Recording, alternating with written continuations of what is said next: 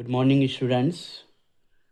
आज मैं आपके लिए अपने YouTube channel chemistry with doctor Jain में एक बहुत ही इम्पॉर्टेंट टॉपिक जो कि क्लास 12th और BSc first year students, first semester students जो कि NEP 2025-26 में अपडेटेड सिलेबस के साथ आया है। ये टॉपिक बहुत ही इम्पॉर्टेंट है और कॉम्पिटिटिव एग्ज़ाम के दृष्टिकोण से भी बहुत इम्पॉर्टेंट है। तो चलिए शुरू करते हैं। आयोनाइजेशन एनर्जी या आयोनाइजेशन पोटेंशियल या हिंदी में इसको आयनन ऊर्जा या आयनन विभव के नाम से भी हम जानते हैं और शॉर्ट में हम IE से रिप्रेजेंट करते हैं। तो डेफिनेशन क्या होती है आयोनाइजेशन एनर्जी की? देखिए, the energy required to remove an electron from an isolated gaseous atom in its ground state is called ionisation energy. किसी भी आइसोलेटेड गैसियस एटम की ग्राउंड स्टेट में से इलेक्ट्रॉन को खींचने के लिए या निकालने के लिए जो ऊर्जा की आवश्यकता होती है या जितनी ऊर्जा की आवश्यकता होती है उसे हम आयनिक ऊर्जा या आयनाइजेशन एनर्जी कहते हैं।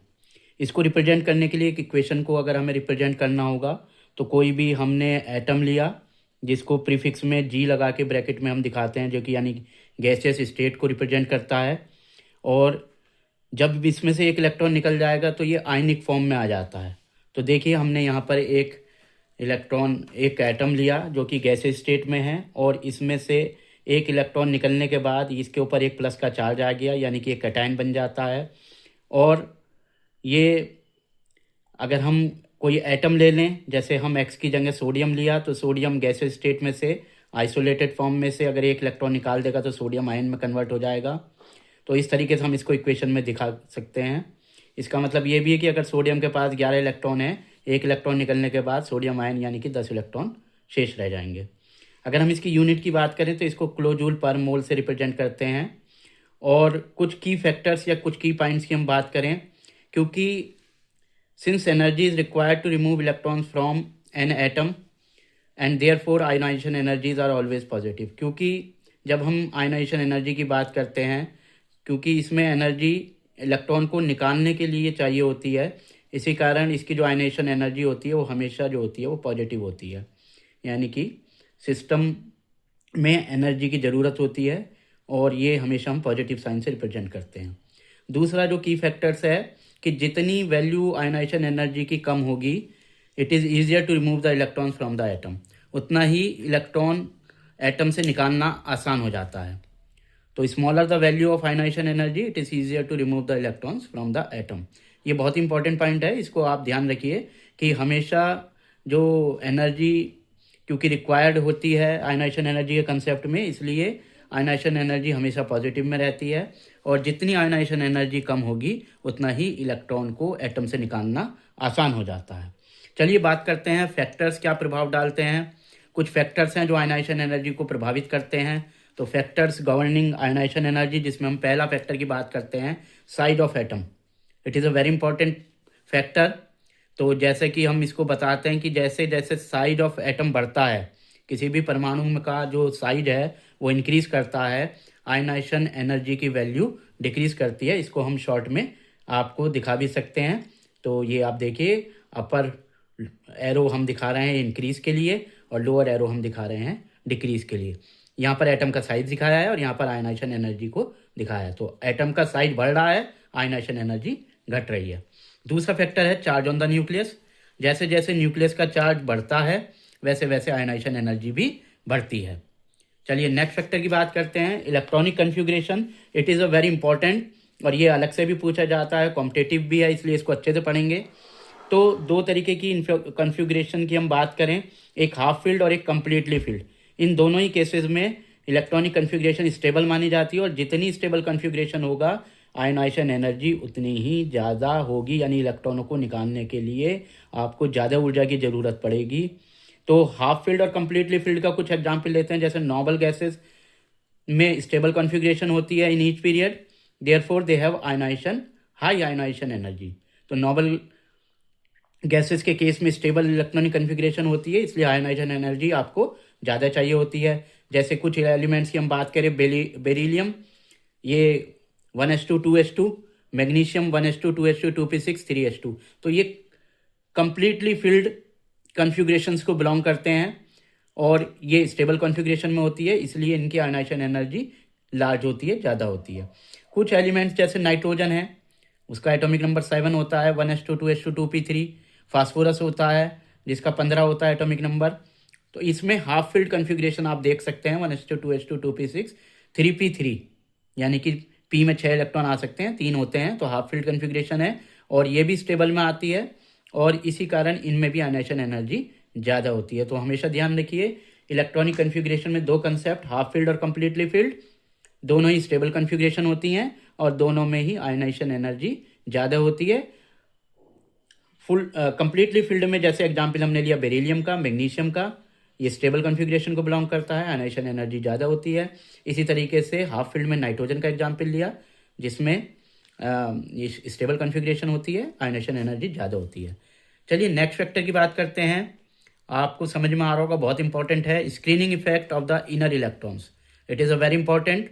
देखिए जहाँ पर मल्टी इलेक्ट्रॉन एटम्स होते हैं वहाँ पर जो आउटर मोस्ट इलेक्ट्रॉन्स जो शील्ड रहती है inner electrons from the nucleus by the inner electrons, और यही इफेक्ट जो है हमारा शील्डिंग और स्क्रीनिंग इफेक्ट कहा जाता है। और जैसे जैसे यानी कि न्यूक्लियस और आउटर मोस्ट के बीच की जो इनर इलेक्ट्रॉन्स, इनर शेल्स बढ़ती हैं उनमें इनर इलेक्ट्रॉन्स बढ़ते हैं। इनर इलेक्ट्रॉन्स जितना बढ़ेंगे उसमें शील्डिंग इफेक्ट उतना ज़्यादा हो जाएगा और जिसके कारण क्या होगा, effective nuclear charge outer most पर ज़्यादा है। Effective nuclear charge felt by the outer most electron decreases. ठीक है, तो उससे क्या होगा कि न्यूक्लियर चार्ज पे जो आउटर मोस्ट इलेक्ट्रॉन का प्रभाव है वो डिक्रीज करेगा और आयनाइजेशन एनर्जी भी इस केस में घटती है। ये बहुत इंपॉर्टेंट है, this is called screening effect. तो इसीलिए ये फैक्टर शील्डिंग इफेक्ट का हम बोलते हैं in short high shielding effect means low ionisation energy. तो जितना शील्डिंग इफेक्ट ज़्यादा होगा यानी कि जितने नंबर ऑफ इनर इलेक्ट्रॉन्स ज़्यादा होंगे उतना ही आयनाइजेशन एनर्जी आपकी कम हो जाएगी। That is very important point, that is a key point, that is very important factor. इसे को नोट कीजिए और बहुत ही ये कॉम्पिटिटिव पर पॉइंट ऑफ व्यू से भी इंपॉर्टेंट है। नेक्स्ट होता है पेनिट्रेशन इफेक्ट ऑफ इलेक्ट्रॉन्स। ये फैक्टर भी इंपॉर्टेंट है।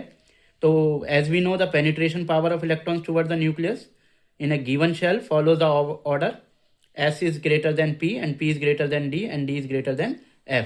इसका मतलब क्या हुआ कि S electrons maximum penetration power show करती है क्योंकि ये न्यूक्लियस के सबसे क्लोज होती है। तो जितना न्यूक्लियस के सबसे क्लोज कोई शेल है या उसमें इलेक्ट्रॉन है तो उतना ही वहाँ पर पेनिट्रेशन पावर सबसे ज़्यादा होगी, इसलिए एस शेल की पेनिट्रेटिंग पावर इफेक्ट सबसे ज़्यादा होगी और जितनी पेनिट्रेशन पावर ज़्यादा होगी उतनी ही आयनाइजेशन एनर्जी हाई करेगी। तो अगर हम कॉन्सिक्वेंटली बात करें तो एस की आयनाइजेशन एनर्जी सबसे ज़्यादा होगी, अगर पी में इलेक्ट्रॉन होगा तो आयनाइजेशन एनर्जी थोड़ा और घट जाएगी, डी में और घट जाएगी क्योंकि ये न्यूक्लियस से दूर होते चले जाएंगे। तो it is very important, closer the S shell and maximum the penetration power and the maximum penetration power shows the high ionization energy. So more penetration power means high ionization energy. चलिए अब बात ये तो रही factors की। अब आपको एक बहुत इंपॉर्टेंट चीज़ और बताते हैं जो कि पूछी जाती है, लॉन्ग क्वेश्चन में भी आ जाता है, अलग से शॉर्ट क्वेश्चन में भी आ जाता है और कॉम्पिटिटिव कॉम्पिटिशन्स में भी पूछ लेते हैं कि variation of ionisation energy in the periodic table, यानी कि पीरियडिक टेबल में आयनाइजेशन एनर्जी का अलोंग ए पीरियड और डाउन ए ग्रुप क्या वेरिएशन रहता है, यानी जैसे जैसे हम किसी पीरियड में बाएं से दाएं या लेफ़्ट टू राइट चलते हैं तो आयनाइजेशन एनर्जी पर क्या प्रभाव पड़ता है। चलिए इसकी बात करते हैं। तो इन जनरल सामान्य रूप से ionisation energy increases with increasing atomic number in a period. तो जैसे जैसे हम बाएं से दाएं किसी पीरियड में चलते हैं तो आपको पता ही होगा कि एटॉमिक नंबर इंक्रीज करते हैं और एटॉमिक नंबर इंक्रीज करने के कारण जो आयनाइजेशन एनर्जी होती है वो भी इंक्रीज करती है। इसके दो कारण हैं, जैसे जैसे एटॉमिक नंबर इंक्रीज करता है न्यूक्लियर चार्ज भी बढ़ जाता है पीरियड में, और दूसरा एटॉमिक साइज डिक्रीज होता चला जाता है। तो these are the two very important factors as we move from left to right in the periodic table. Nuclear charge increases and atomic size decreases. अगर हम बात करें डाउन ए ग्रुप की, यानी कि अगर हम किसी आवर्त सारणी में ग्रुप में बात करते हैं तो ग्रुप में हम टॉप टू बॉटम बात करते हैं, ऊपर से नीचे जब हम जाते हैं क्योंकि वर्टिकल कॉलम्स होते हैं, तो there is a gradual decrease in ionisation energy in moving from top to bottom. तो जैसे जैसे आवर्त सारणी में या पीरियडिक टेबल में हम ऊपर से नीचे की तरफ चलते हैं, टॉप टू बॉटम चलते हैं, तो आयोनाइजेशन एनर्जी ग्रेजुअली यानी धीरे धीरे डिक्रीज करती है, कम हो जाती है। इसके 3 मुख्य प्रभाव हैं, यानी कि जैसे जैसे हम ऊपर से नीचे चलते हैं न्यूक्लियर चार्ज बढ़ता है, एटॉमिक साइज भी बढ़ता है, और यहाँ पर एक बहुत इंपॉर्टेंट फैक्टर बढ़ जाता है जिसको हम बोलते हैं शील्डिंग इफेक्ट। तो मैंने पीछे भी आपको बताया था कि शील्डिंग इफेक्ट बढ़ने के कारण क्या हो जाता है, आपने चेक करा होगा। Shielding effect, high shielding effect मतलब लो आयनाइजेशन एनर्जी का एक कंसेप्ट वहाँ पर हो जाता है। तो क्योंकि ग्रुप में हम ऊपर से नीचे टॉप टू बॉटम चलते हैं, तो ये इंपॉर्टेंट फैक्टर होता है शील्डिंग इफेक्ट का। हाई शील्डिंग इफेक्ट, लो आयनाइजेशन एनर्जी, तो इसी वजह से ग्रुप में ऊपर से नीचे जाने पर आयनाइजेशन एनर्जी कम हो जाती है। ये बहुत ही इंपॉर्टेंट पॉइंट है और इसके ये फैक्टर हैं। तो जैसे मैंने आपको बताया, एक बार फिर बता देता हूँ, along a period ionisation energy के बढ़ने के 2 कारण होते हैं, न्यूक्लियर चार्ज बढ़ता है और एटॉमिक साइज घटता है। इसी कारण आयनाइजेशन एनर्जी बढ़ती है। जबकि ग्रुप में टॉप टू बॉटम चलने पर जो मेन कारण है वो शील्डिंग इफेक्ट कहा जाता है। न्यूक्लियर चार्ज और एटॉमिक साइज में अंतर होता है, न्यूक्लियर चार्ज बढ़ता है, एटॉमिक साइज भी बढ़ता है, लेकिन शील्डिंग इफेक्ट बढ़ने के कारण आयनाइजेशन एनर्जी घट जाती है। तो top to bottom ionisation energy decrease करती है, घटती है, जबकि लेफ्ट टू राइट यानी पीरियड में बढ़ती है। Thank you very much. आप इसके नोट्स भी बना सकते हैं और इससे आपकी बहुत सारी प्रॉब्लम सॉल्व हुई होंगी, मैं ऐसा उम्मीद करता हूँ। और आने वाले समय में आपको और अच्छे कंसेप्ट लेकर मैं अपने केमिस्ट्री विद डॉक्टर जैन में आऊँगा। तब तक के लिए गुड बाय, थैंक यू, और please subscribe and like and views my channel. Thank you very much.